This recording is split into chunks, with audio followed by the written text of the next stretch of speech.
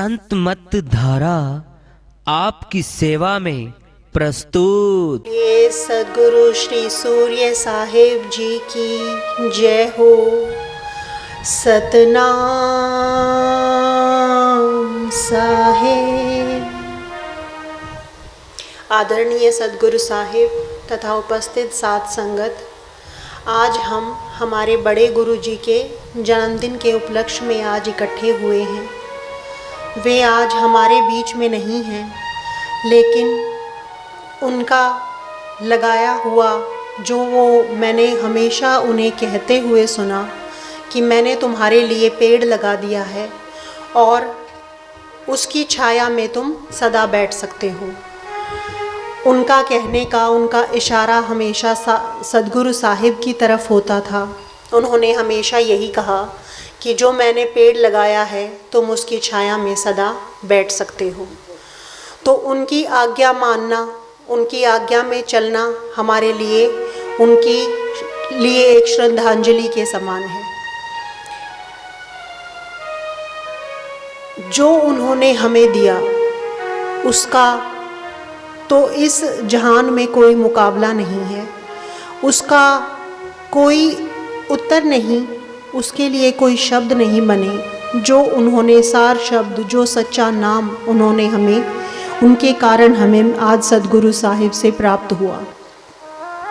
फिर भी हम उनके नक्शे कदम पर अगर चलते रहें, हम जिस प्रकार से उन्होंने प्रचार किया, दूसरों को प्रकाश दिखाया, अगर हम उनकी आज्ञा में इस प्रकार से चलते रहें तो भी हमारे लिए उनकी आज्ञा में रहने जैसा ही, उनकी श्रद्धांजलि के समान ही हो जाएगा।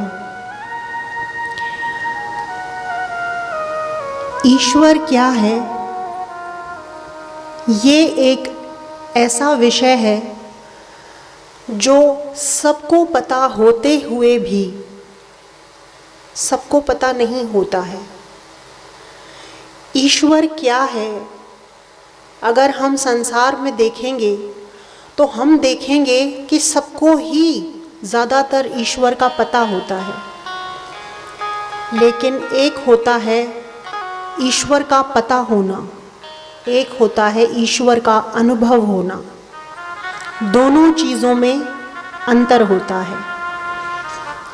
पता तो हमें धरती पे बैठे बैठे किसी चांद का, किसी उपग्रह का, जैसे सूर्य का, सबका है, लेकिन उसके पास पहुंच जाना, उसे देख लेना और उसका अनुभव कर लेना एक दूसरी चीज़ है। भगवान है ये तो बहुतों को पता है, पर परमात्मा की प्राप्ति भी होती है और होनी चाहिए और करनी भी चाहिए।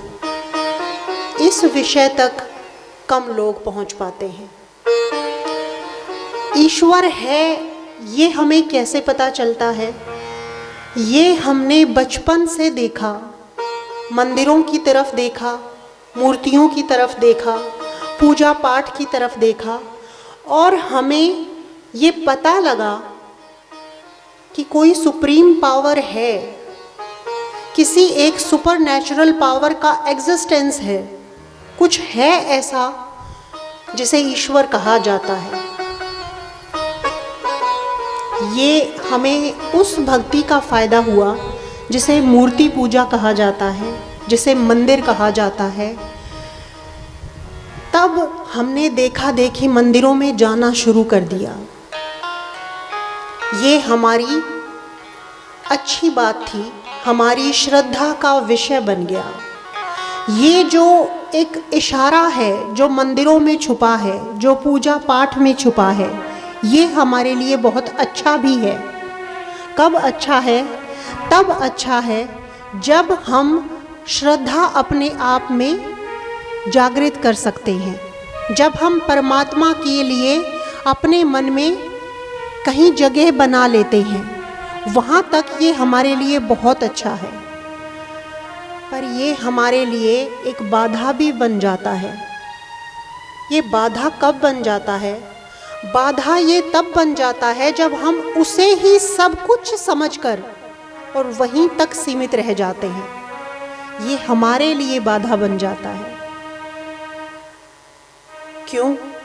क्योंकि मंदिरों का काम और पूजा पाठ का काम तो सिर्फ और सिर्फ इतना ही था कि हमें विश्वास दिलाया जा सके कि कोई सुप्रीम पावर है, कोई ईश्वर है। श्रद्धा हमारे मन में होनी चाहिए, ईश्वर की तलाश हमें करनी चाहिए। हमें हमारे जीवन का एक हिस्सा, कुछ समय या सारा ही समय ईश्वर के लिए लगाना चाहिए।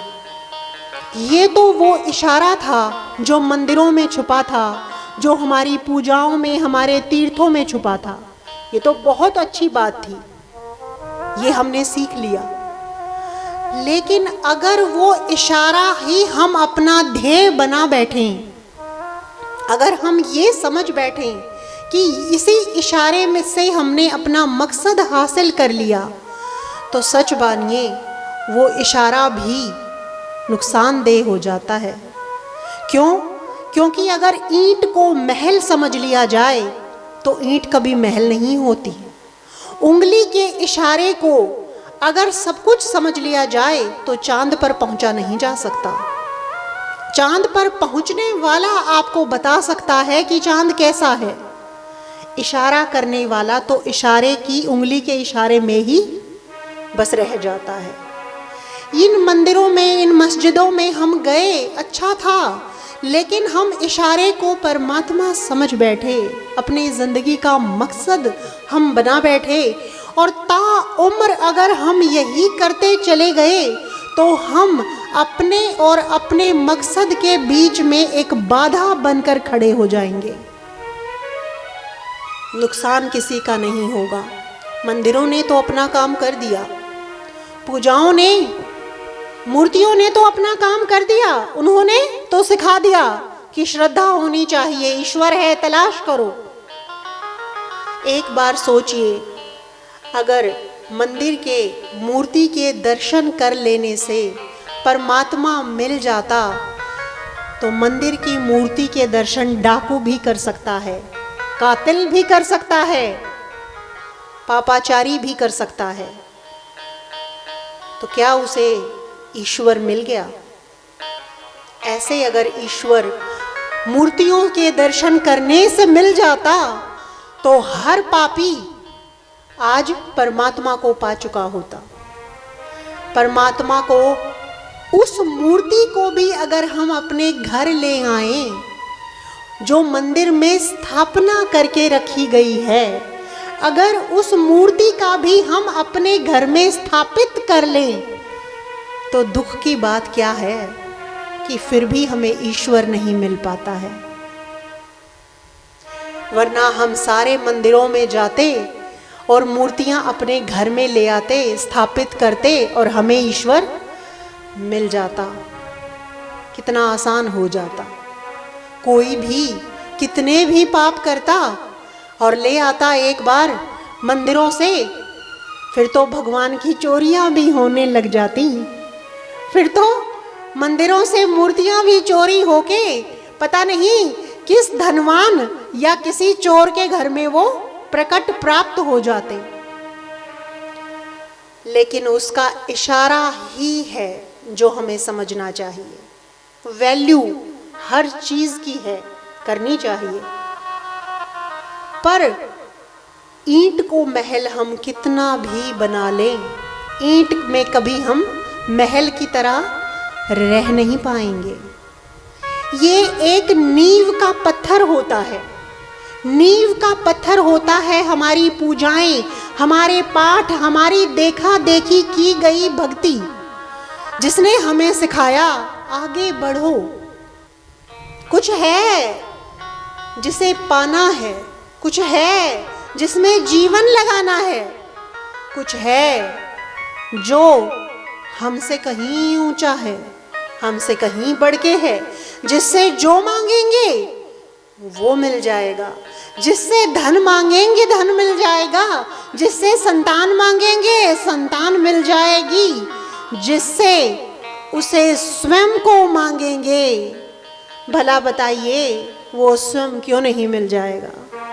जो हमें धन मांगने से धन दे सकता है, जो संतान मांगने से हमें संतान दे सकता है, जो हमें इस संसार की कोई भी हम शय मांगे वो हमारी झोली में डाल देता है, वो अगर सचमुच का हम पाना चाहें तो वो क्यों नहीं मिल जाएगा, क्यों नहीं सुनेगा हमारी पुकार। जब वो हमारी हर पुकार सुनता आया है तो उसको हम पाना चाहते हैं तो वो पुकार उसे कैसे सुनाई नहीं देगी। और अगर हम इशारे को सब कुछ मानकर बैठे रह जाएं तो हमें वो नहीं मिलेगा, क्योंकि उसने तो अपना काम करना ही है। पहले मंदिरों के सहारे किया, फिर वो संतों के सहारे करता है। मंदिरों के बाद किसका नंबर आता है? संतों का नंबर आता है कि अगर तुम पाना चाहते हो तो मैं हूं, मिलता हूं, जाओ संतों के चौखट पर जाओ, मैं प्रकट रहता हूं।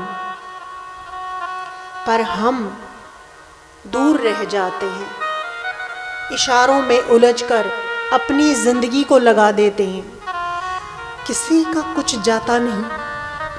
हम अपने ही आप को पाए बिना यहां से चले जाते हैं। हम ईश्वर को तब पाएंगे जब पहले अपने आप को पा सके।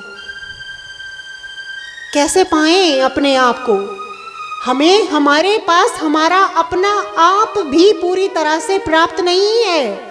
ईश्वर तो तब प्राप्त होगा जब हम स्वयं को खोज पाएं। खो गया है कहीं हमारा अपना आप हमारे अंदर?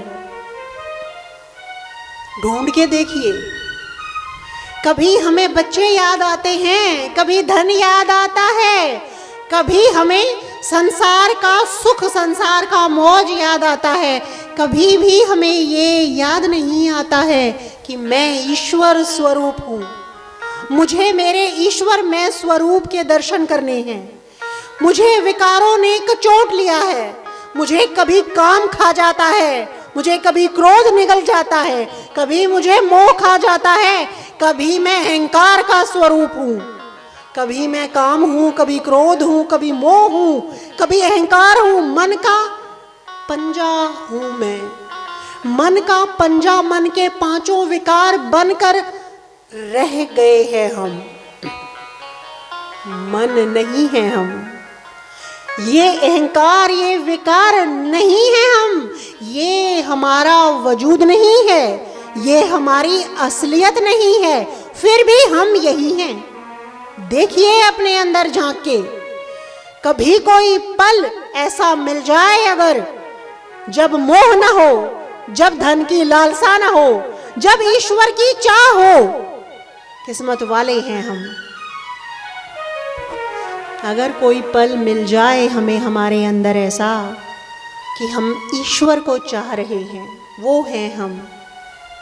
ईश्वर को चाहने वाली आत्मा, ईश्वर से मिलने के लिए तड़पने वाली रूह, वो है हम असलियत में। कितने नज़दीक हैं हम अपनी असलियत के। देखिए, अपने आप में झांकेंगे, हमें पता चल जाएगा हमारा सच्चा स्वरूप कितना हम हैं और कितने हम गैर बन बैठे। कभी काम को अपनी जिंदगी खिला दी, कभी क्रोध को अपनी सांसें खिला दी। नरक का द्वार कभी भी अपना बना लिया। क्या है क्रोध, क्या है काम, क्या है लालच, क्या है दुर्भावना, क्या है बदला? नरक के सिवाय कुछ और नहीं है। हम ये कमा लेते हैं अपने लिए। हमारा सच्चा स्वरूप इतना शांत है, इतना शील है, इतना शीतल है कि मैं आपको शब्दों में बखान करना चाहूं तो मैं कर नहीं सकती हूं। ना हमारे अंदर कोई विकार है, ना हमारे अंदर किसी चीज की एक मालिक के सिवाय भूख है, ना प्यास है। या तो हम देह बन के रह गए या मन बन के रह गए। कभी देह की भूख, कभी मन का प्यास। या देह है या मन है। आत्मा कहाँ है? हम आत्मा हैं, पर कहाँ है हम आत्मा?